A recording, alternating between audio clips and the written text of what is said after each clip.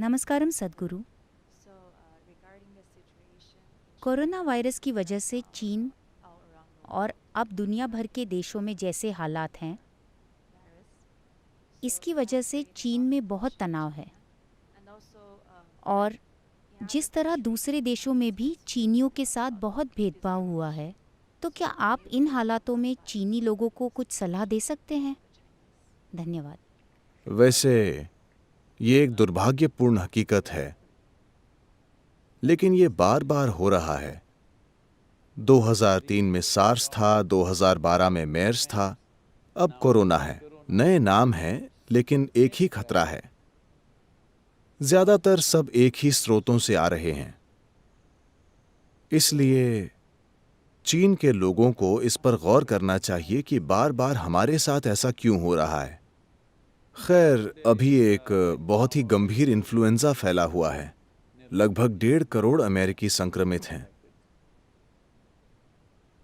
लेकिन लोग इसे लेकर उतने उत्सुक नहीं हैं क्योंकि ये उतनी रफ्तार से नहीं मार रहा है। बहुत बूढ़े लोग, बच्चे कभी कभी मर सकते हैं, लेकिन ये उस तरह नहीं मार रहा है।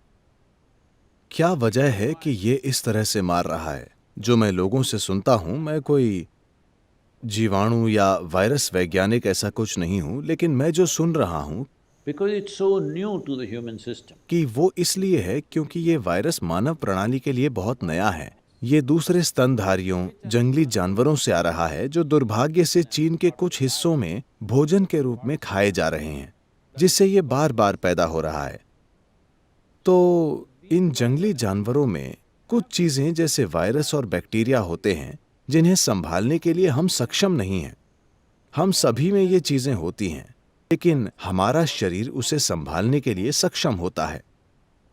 मगर इन जानवरों में जो है, उसे हम संभाल नहीं पा रहे हैं, क्योंकि ये हमारी प्रणाली के लिए बहुत नया है। हमारी प्रणाली में उसे संभालने के लिए जरूरी एंटीबॉडी नहीं है।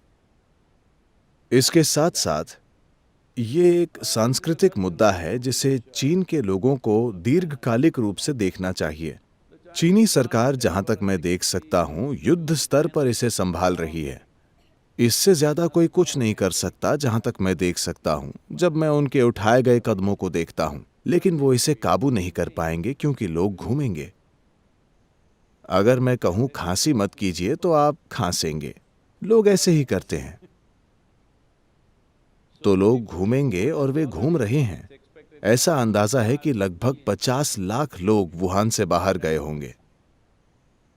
तो वे सब कहां चले गए? क्या आप यहां हैं? हम नहीं जानते कि वे सब कहां गए, किस मकसद से गए। वे पूरी तरह से स्वस्थ दिख रहे होंगे, लेकिन फिर भी वे इसे फैला रहे होंगे। यही इस चीज का अनोखापन है। वे बीमार नहीं होंगे, वे पूरी तरह स्वस्थ दिखेंगे, मगर फिर भी वे इसे फैला रहे होंगे। इसीलिए लोगों में एक डर है। बेशक वीडियो हर जगह घूम रहे हैं, दिखाया जा रहा है कि आप कैसे यूं ही वहीं सड़क पर गिर के मर सकते हैं। इसलिए जब आप एक चीनी चेहरा देखते हैं तो लोग डर जाते हैं। डर फैलाने का ये तो काम होगा ही, लेकिन चीनी लोगों को यह भी समझना चाहिए कि ये एक संवेदनशील समय है। अलग करने को भेदभाव मत समझिए। कृपया ऐसा मत कीजिए। कोई भेदभाव नहीं है, लेकिन अगर आप संक्रमित हैं तो आपके घर में भी वे आपको एक तरफ कर देंगे, है ना? ठीक उसी तरह तो चीनी लोगों को इसे अच्छी भावना से देखना चाहिए और खांसिए नहीं। लेकिन इसे संभालने के अलग अलग तरीके हैं। कुछ इसे एक गंदे तरीके से संभालेंगे, कुछ इसे अच्छे तरीके से संभालेंगे। क्या हमारे पास ये ऑडियो है? मैं आपके लिए एक ऑडियो चलाता हूं। संक्रमण आपदा हमारे सामने आती है तो उसे संभालने के कई तरीके होते हैं। आइए इसे सुंदर तरीके से संभालें।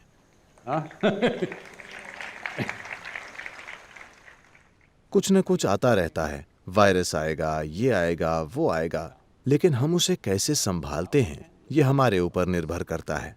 तो उम्मीद है कि हम इसे भी संभाल लेंगे। लेकिन जो भी हो, इसे सुंदर तरीके से करें। अगर कोई संक्रमित है तो उन्हें अलग तो करना होगा, लेकिन करुणा जरूरी है, भेदभाव नहीं। ठीक है?